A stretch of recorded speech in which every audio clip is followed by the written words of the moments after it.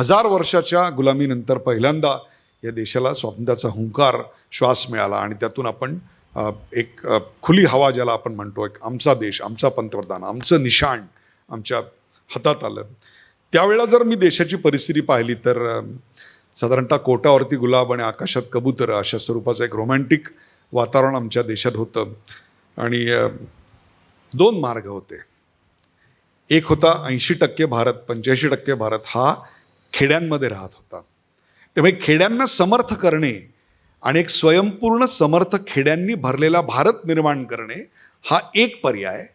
आणि दुसरीकडे जो सोव्हिएट युनियनच्या एका वैचारिक प्रभावातनं आपल्याकडे आला आणि तो म्हणजे Soviet model of big investment, big projects, ज्याला आपण एक केंद्रीभूत नियंत्रण करणारी, एक क्लोज्ड बंद असणारी अशी एक व्यवस्था. अर्थात त्याचे काही फायदेही होते, निश्चित काही फायदे होते.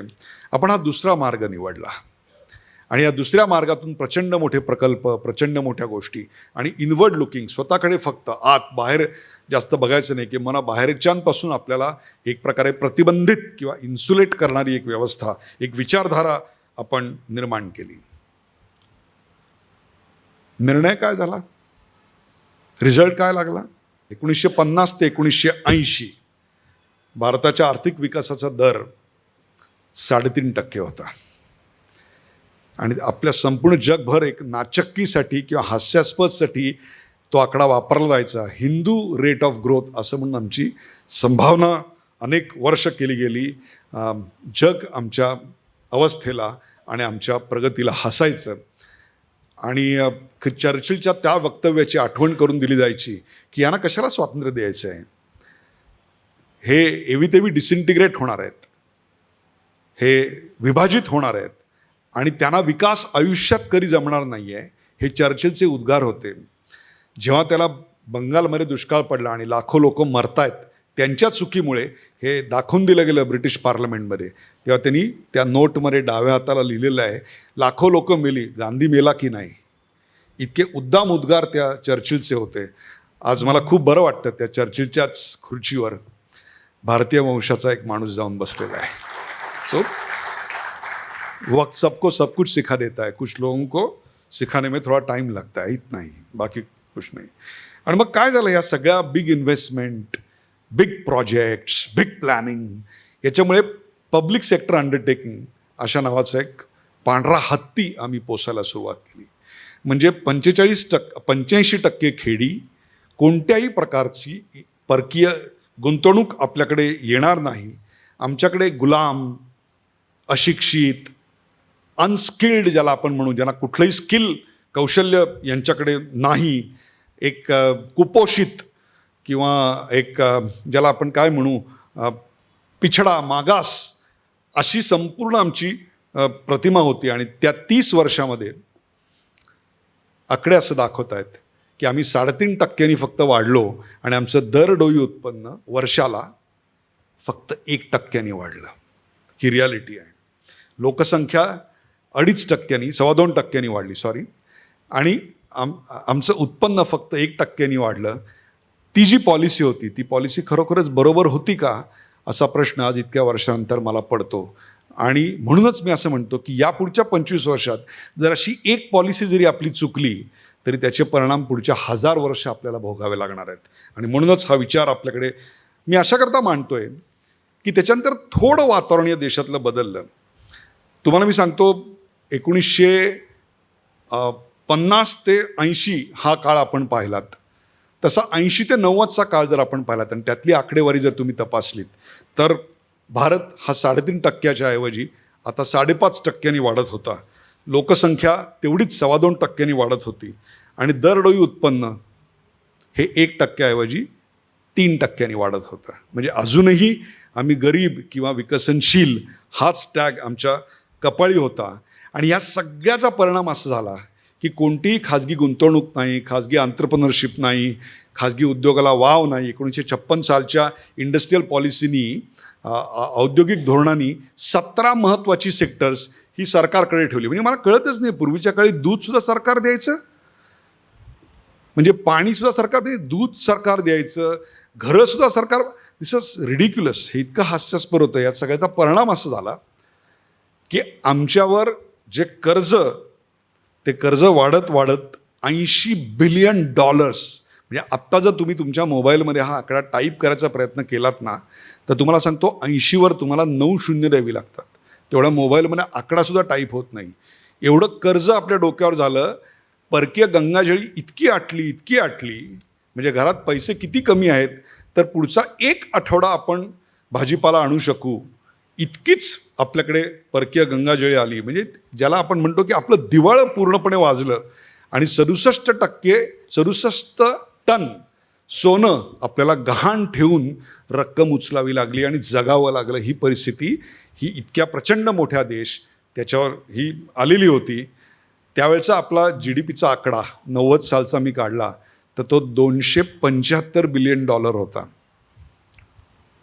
आज तुमच्यासमोर येण्याच्या अगोदर मी काल मुद्दामून तो GDPचा आकडा भारताचा पाहिला. राष्ट्रीय ठोक उत्पन्न $275 बिलियन आणि आज $4.3 ट्रिलियन इतका प्रचंड मोठा फरक त्याच्यामध्ये आहे. So this is what it is. So गेली 30 वर्ष हा देश जवळपास 8.5% वाढताना आपल्याला दिसतोय. हे मी तुम्हाला अशा करता सांगतोय की 50 ते 80च्या दशकामध्ये आपण कसे वाढलो त्याचं आणखीन एक आकडेवारी आपल्याकडे आहे. म्हणजे आपण 3.5% वाढलो. आशियातले देश आहेत जे अगदी भंगार बोगस देश होते ते सुद्धा देश 6.5% वाढले.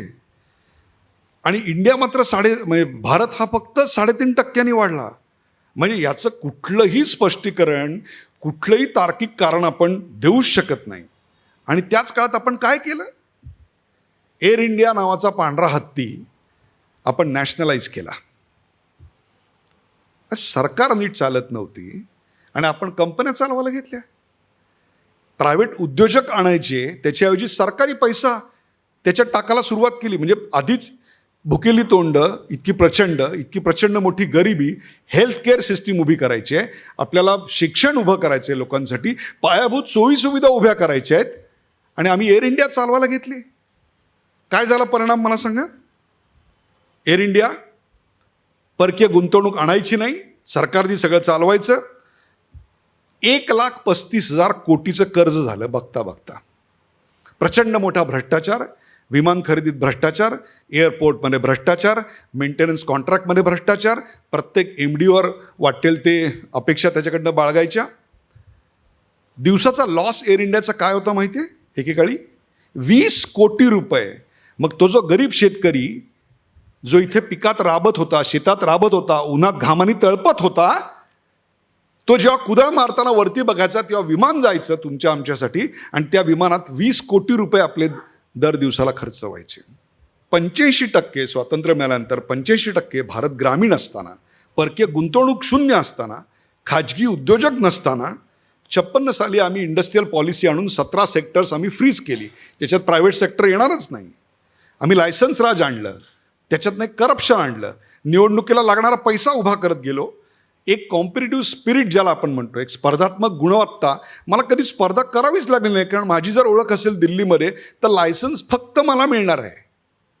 मग जर मलाच फक्त लायसन्स मिळणार असेल तर मग त्याची गुणवत्ता, त्याची प्रोडक्टिव्हिटी हे इमटेरियल आहे, याचा काही उपयोगच नाही, कारण कोणाकडेच नाही आहे. तुम्हाला माझ्याकडनंच घ्यायला लागेल. याचा परिणाम काय झाला माहिती आहे का? तुम्हाला सांगतो. बजाज स्कूटर घ्यायला जे ते 60चे आहेत त्यांना माहिती आहे, 3-3, 4-4 वर्ष लोक थांबलेली आहेत. आणि बजाज स्कूटर घरी येणे म्हणजे अक्षरशः तुम्हाला सांगतो म्हणजे स्वामी महाराजांचं दर्शन होण्याइतपत ते कठीण आपल्याकडे दुरापास झालेलं होतं. आणि ती आली की म्हणजे काय घरी उत्सव व्हायचा. आणि ती सुद्धा चालू करायची आधी सकाळी फडकं वगैरे मारल्यानंतर अशी तिरकी करायला लागायची, ज्यांना आठवत असेल त्यांना. दिस वॉज द कंडिशन. हे कशाचा परिपाक होता?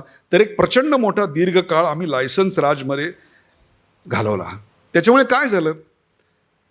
इथली संपूर्ण व्यवस्था कुंठित झाली, ठप्प झाली. परकीय गुंतवणूक आमच्याकडे नाही. आणि या सगळ्यामुळं एक प्रचंड आर्थिक बर्बादी, एक नकारात्मक वातावरण निर्माण झालं, एक पेटल्याचं वातावरण निर्माण झालं. म्हणूनच तो 78 सालचा ये पोलीस स्टेशन है तुम्हारे बाप का घर नाही म्हणणारा दीवारमधला तो जो नायक आहे, तो जंजीरमधला जो नायक आहे आणि दीवारमधला जो लढवय्या आहे, संघर्ष करणारा अमिताभ बच्चन आहे, ते आम्हाला आवडून का गेलं, कारण ते त्या दशकातल्या किंवा त्या आधीच्या दशकातल्या एका संपूर्ण अस्वस्थतेचं प्रतीक होतं.